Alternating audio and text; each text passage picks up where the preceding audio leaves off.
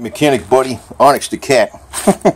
Hey, so I moved the cars around. That was a kind of a major problem in itself. Believe it or not. Well, what I did was I washed that one and washed that one over there, the blue one, when I moved them out.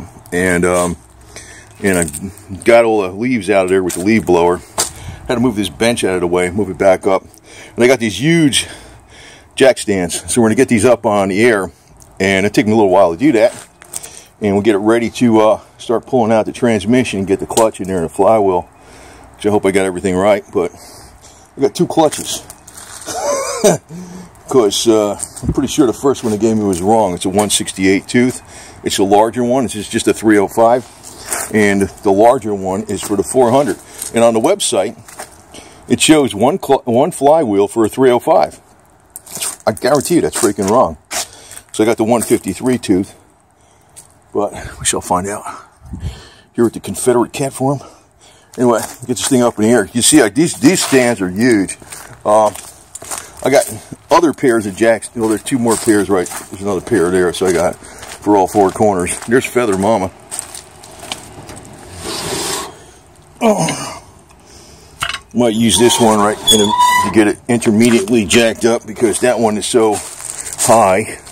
Even with my floor jack, I don't think it reaches high enough to get it up to that distance to get it on the first thing. And so I might use this one. Those are strong too. I usually just use those little guys there, but they're not that little. They're from the 1950s. The stuff they got today, as you sell, is like that little one there. And we got our transmission jack there underneath this box. So get this thing up in the air right now. Okay, we got it up in the air. The transmission jack's ready. I don't know, they're on equal heights on the jack stand, but maybe I gotta raise the front up a little more. But it's more of a pain in the ass to get this car turned around, get the jack stands under it, because I don't have enough room on that side because of the workbench over there. But last time I did this was in I think it was 92, well, it was either 92 or 93.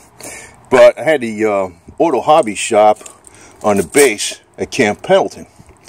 So I had a lift, just drive the car up, and transmission jack, like the one you didn't have, it was like a stand-up kind.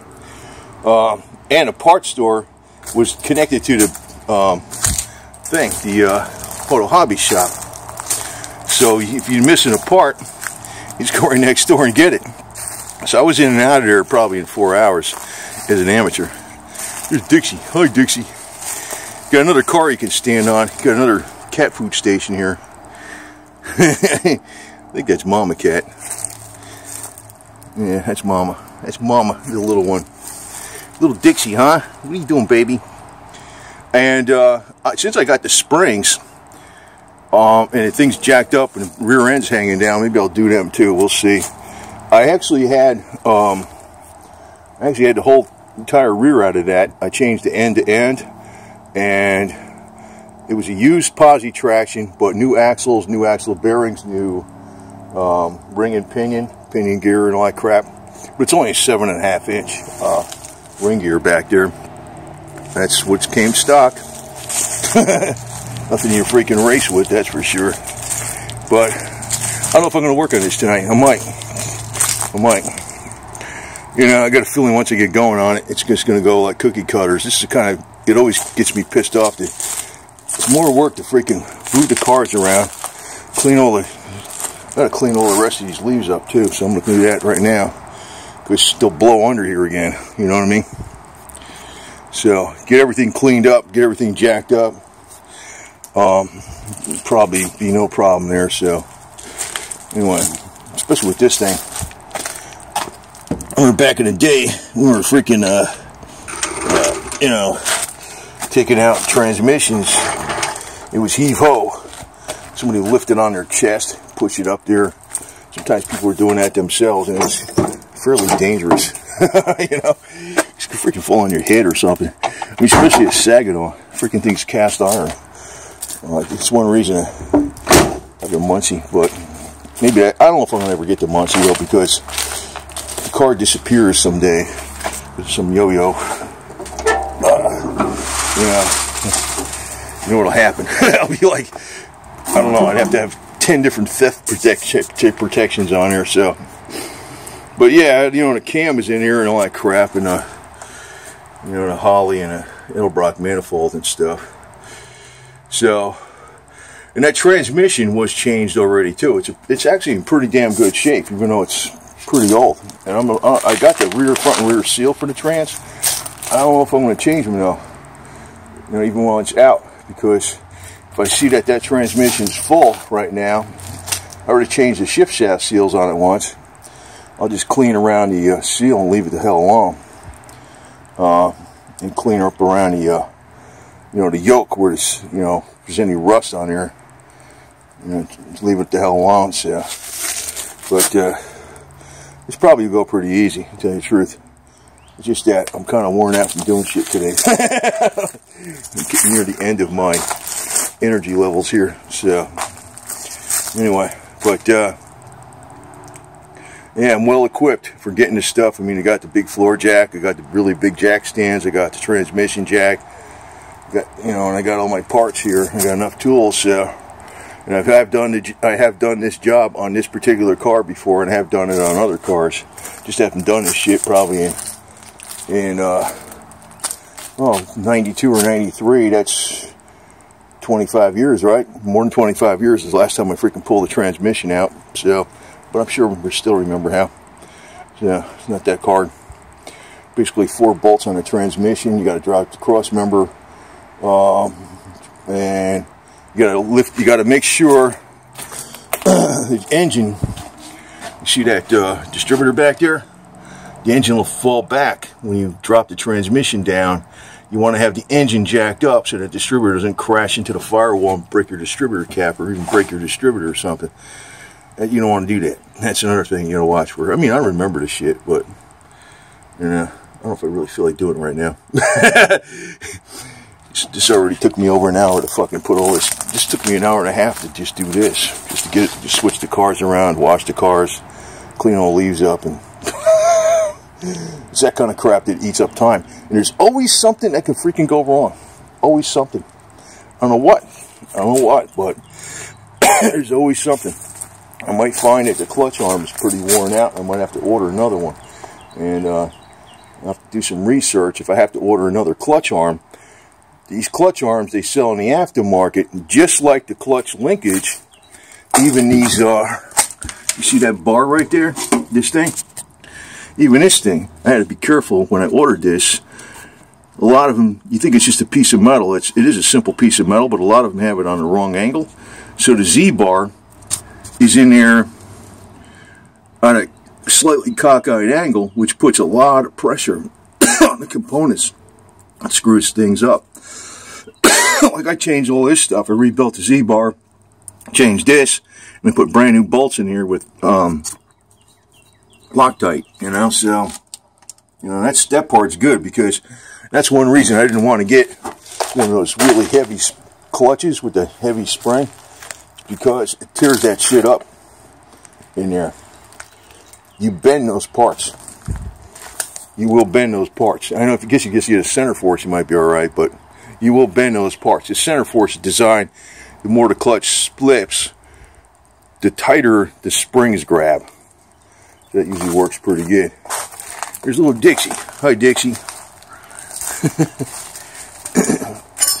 There he is.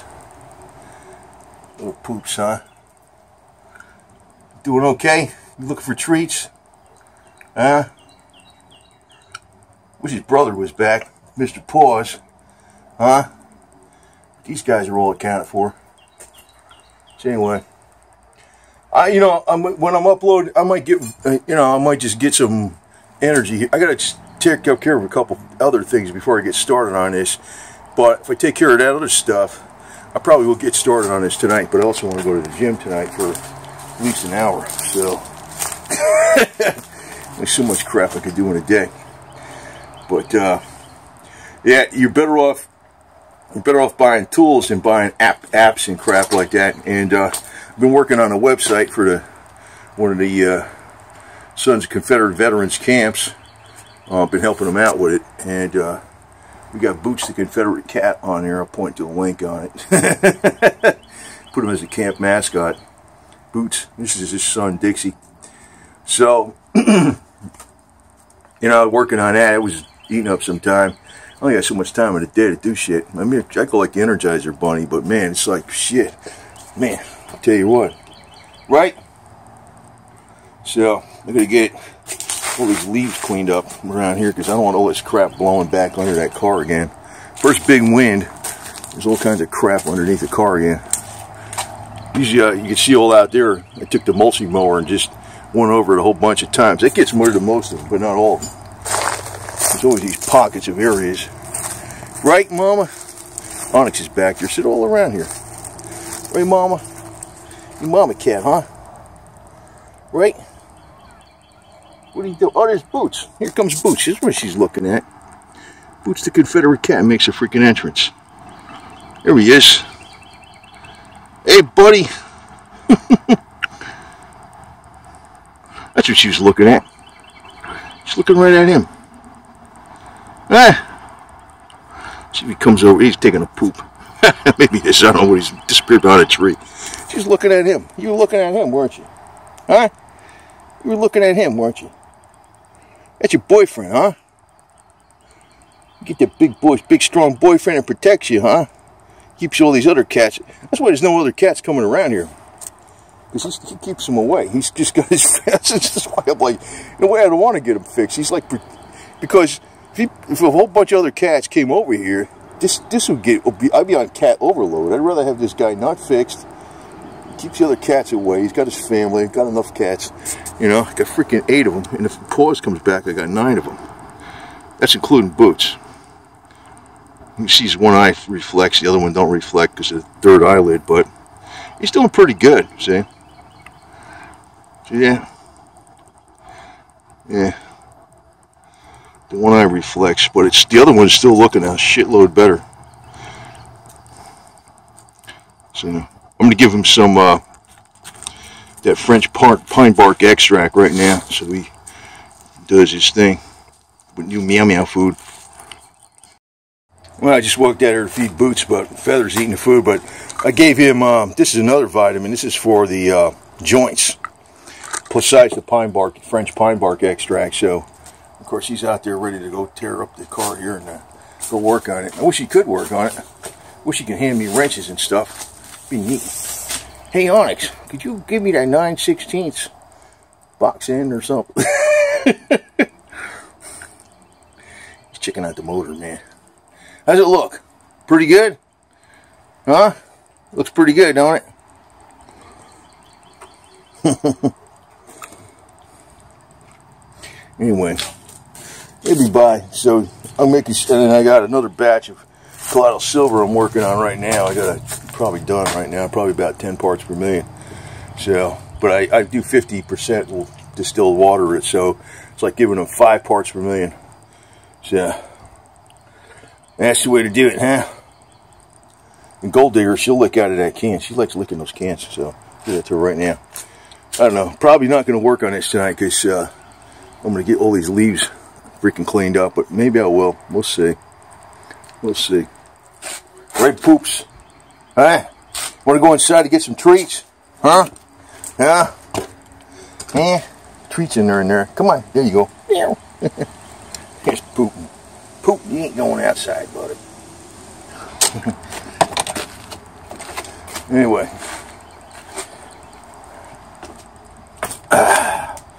Yeah, I just upload this. I don't know, while I'm uploading, I might be doing something on this car already, so I don't know. Just got to go with the flow because there's a number of projects I got going at the same time here. Back at this El Camino, I was already measuring for the mountain howitzer. I don't know if I'm getting one. Depends on what the price is because they got prices that are all over the freaking place. I'm going to look for a deal as long as it works and goes boom. I'm not looking for original things. But between here, this wheel well and that wheel well, I think it's like 44 inches. The track on the mountain howitzer is like 38, maybe max 40 inches. The barrel, I think, is like 38 inches long. And whole thing should fit in here, no problem. You know, at worst, it might stick out a little bit here with the that big, I don't know, whatever you call that thing, that big piece of wood. In other words, the wheels would be up around there, and the barrel would be basically pointing out of my back window, because I'll have it up a little further. I was already checking it out. It'll go back, it'll fit in back here, no problem. And I'll have to make a couple steel ramps that have a hinge on them that'll hook here and then come down like that. Or maybe they'll already have that bend in there, so I don't know, maybe they'll have a hinge or some shit. Maybe that's the way it'll work, because this will be different heights, you know. And a winch to pull it up there or something. That'll be it. Or I don't know how it'll work exactly, but I've already figured out it'll fit back here, no problem. And it's only, it's a little over, I think it's 500 or 510 pounds, which is well within the 1,000 pounds this thing can handle back here. So, you know, it'll pull it, no problem. You need a clutch, flywheel, pressure plate, and all that crap, and new springs in the back before we even do that shit. So that's where it's just step one for the, it's actually step one for the mountain howitzer. And eventually I'll have it. I'll probably have it by the end of the year.